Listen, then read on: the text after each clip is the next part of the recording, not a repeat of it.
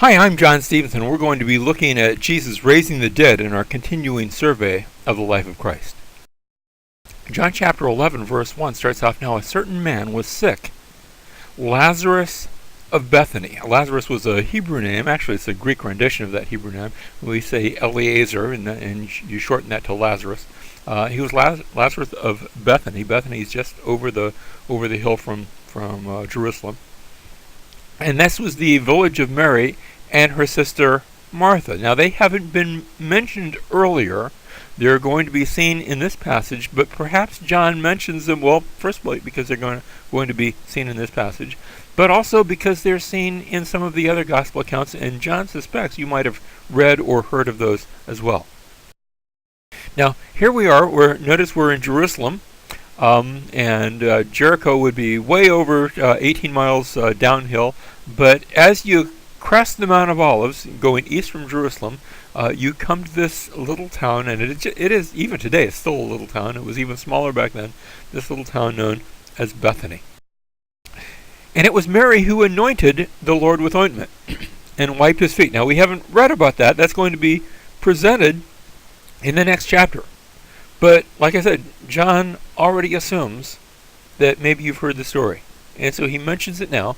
It was Mary who anointed the Lord with ointment and wiped his feet with her hair, whose brother Lazarus was sick.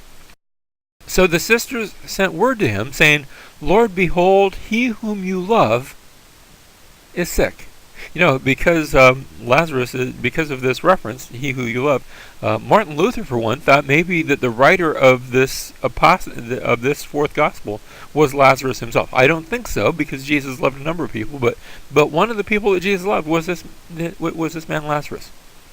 Verse 4, "But when Jesus heard this, he said, 'The sickness is not to end in death, but for the glory of God, so that the Son of God may be glorified by it.'" So, you know, when you heard someone was sick, remember, they didn't have hospitals and doctors back then, easy medical care. So, sickness could be a life-threatening thing. And yet Jesus says it's not going to end in death. Now, he doesn't say he's not going to die. He actually will.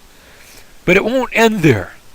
But it will be the end of this, the result of this, will be for the glory of God. And remember how this goes back to the previous chapter where we saw a man that was born blind, not because he had sinned, not because his parents had sinned, but that God may be glorified. And here the sickness and even the death of Lazarus is going to take place for the same reason. Now, Jesus loved Martha and her sister and Lazarus. These were three very close friends of Jesus. Verse 6, "So when he heard that he was sick, he then stayed 2 days longer in the place where he was."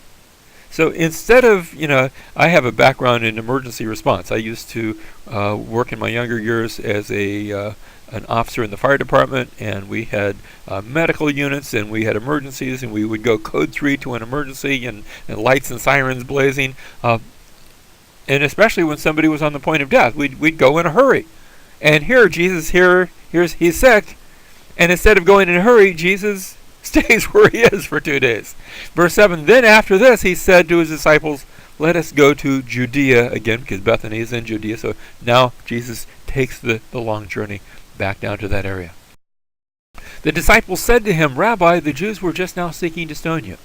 And are you going there again?' That's a dangerous place to be." Verse 9, Jesus answered, "Are there not 12 hours in the day? If anyone walks in the day, he does not stumble because he sees the light of this world." Remember how Jesus had spoken in a couple of chapters earlier about the light, back in chapter 8 and again in chapter 9. He's still on that theme. "But if anyone walks in the night, he stumbles because the light is not in him."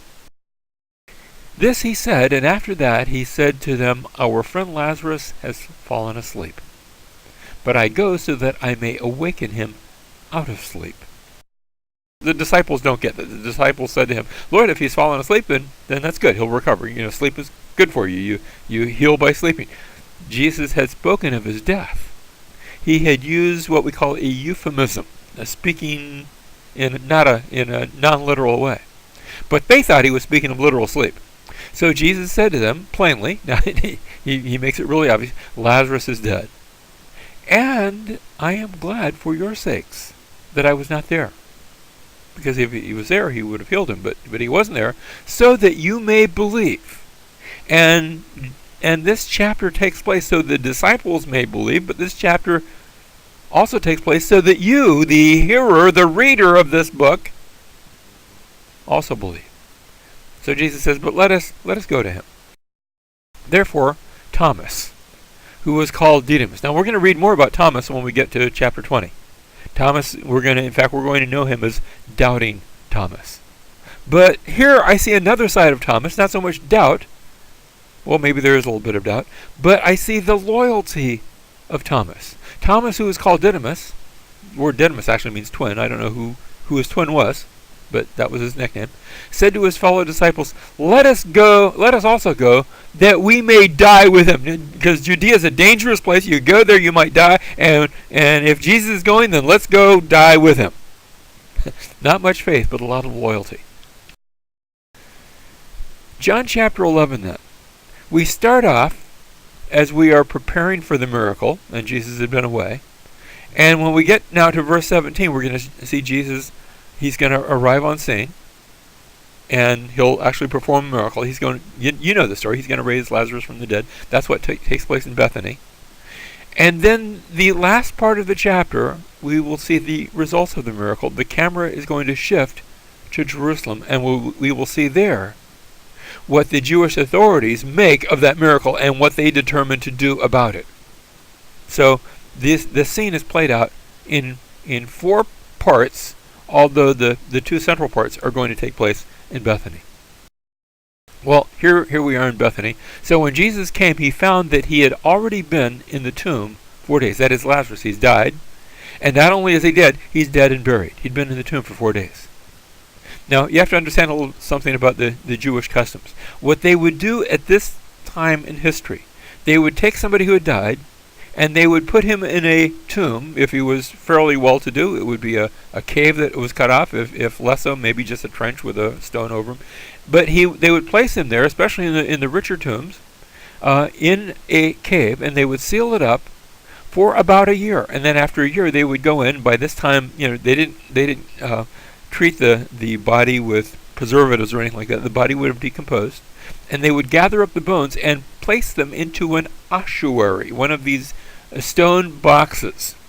And we found bunches of these. In fact, these are some of those ossuaries that were found on the Mount of Olives, just over the hill from Bethany. And they would be placed there so that their bones would rest in peace. Well, here Lazarus has already been in the tomb 4 days. The body's already starting to decompose. And Bethany was near Jerusalem, about 2 miles off, and many of the Jews had come to Martha and Mary to console them concerning their brother. So here we are, we're at Bethany, just over the hill from Jerusalem.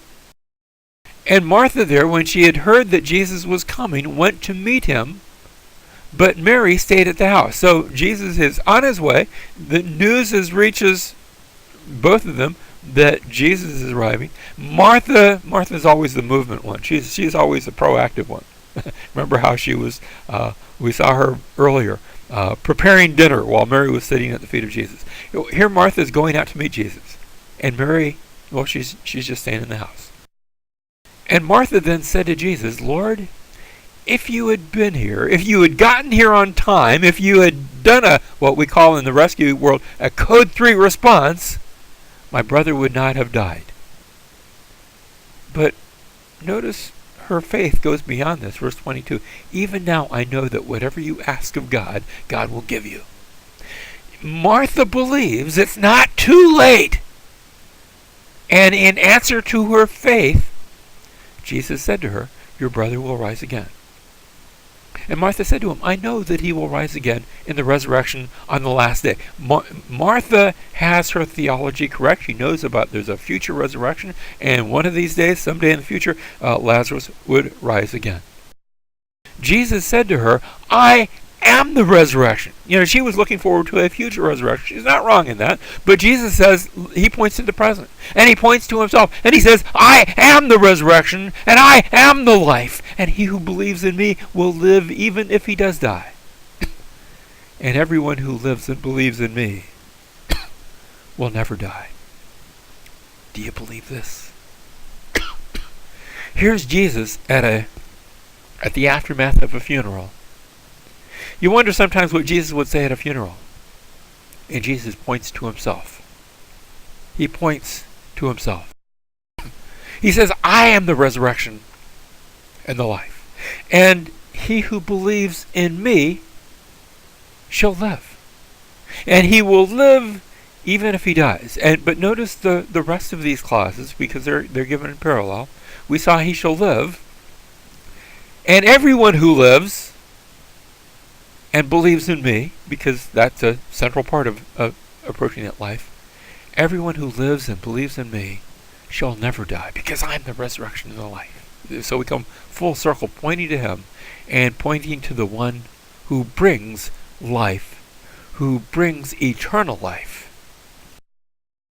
And she said to him, Yes, Lord, I have believed that you are the Christ, the Son of God, even he who comes into the world, the promised one, the Messiah, the Son of God. And she believes all that he has said about himself.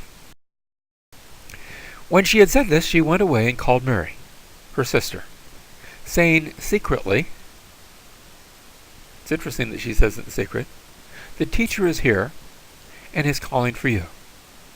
And when she heard it, Mary hears the news, she got up quickly and was coming to him. So Martha's already been there, and she went and got Mary, and now Mary comes. Now Jesus had not yet come into the village, but was still in the place where Martha met him, presumably on the road to the village. Then the Jews who were with her in the house and consoling her, when they saw that Mary got up quickly and went out, they followed her. So the entire party, if we can call it that, the entire group moves, relocates from the house where they had been there for mourning, for weeping. They leave, they follow Mary, supposing that she was going to the tomb to weep there. They figure, well, time to go to the tomb, time to weep at the tomb. Therefore, when Mary came where Jesus was, mind you, there's a whole crowd that's there as well, that's following. When Mary came where Jesus was, she saw him and fell at his feet, saying to him, Lord, if you had been here, my brother would not have died. That's the same thing that Martha had said earlier. And she echoes the same words. If only you had been here, but she does not add the additional words that Martha adds. Remember, Martha had said, even now, whatever you ask, God can do. She's just looking at the past. If you had been here, my brother would not have died. When Jesus therefore saw her weeping, and the Jews who came with her also weeping, he was deeply moved in spirit and was troubled, and said, Where have you laid him? And they said to him, Lord, come and see. Remember how he had said to his disciples way back in John chapter 1, where he said, what are you looking for? And they said, where are you staying? And he says, come and see. And now they say to him, come and see. And he comes with them. And Jesus wept. Shortest verse in the Bible right there. Jesus wept. Why did he weep? I think he wept because of the loss that they were feeling. Because Mary was weeping, and Martha perhaps had been weeping, and the people were weeping, and he wept with them. But also I think he wept because death is a great enemy that steals away our beloved. And the Jews they were saying, see how he loved him. Which he did. He wept because he loved his departed brother Lazarus. But some of them said, could not this man who opened the eyes of the blind have kept this man also from dying? Couldn't it have been different? Couldn't it have been prevented? So Jesus, again, being deeply moved within, he came to the tomb. Now, it was a cave. It was one of those higher class tombs. And a stone was lying against the cave to keep out predators, to keep out animals. This would be customary. And Jesus said, remove the stone. Martha says, there's a problem. It's been 4 days. Martha, the sister of the deceased, said to him, Lord, by this time there will be a stench. For he has been dead 4 days. Remember, they didn't use preservatives. They had no refrigeration. there's been a body decomposing for 4 days, and Jesus said to her, did I not say to you that if you believe, you will see the glory of God? Didn't say anything about what you're going to smell, but you're going to see something. Just believe. So they removed the stone. And then Jesus raised his eyes and said, Father, I thank you that you have heard me. Remember what Martha had said? I believe that even if you ask the Father, he can give you. And sure enough, Jesus asked the Father, I knew that you always hear me, but because of the people standing around, I said it, so that they may believe that you sent me. Jesus prays. Now, he's always been in prayer, and he knew that the Father already knew, but he prays out loud for their benefit and for your benefit and for my benefit, so that we can hear, so that we know that this just didn't happen. This was an act of God. When he had said these things, he cried out with a loud voice, Lazarus, come forth. And Lazarus heard. The men who had died came forth, bound hand and foot with wrappings. They would wrap the body and put it in spice and things like that. And the wrappings were still all in place. Sort of picture the mummy, and his face was wrapped around with a cloth.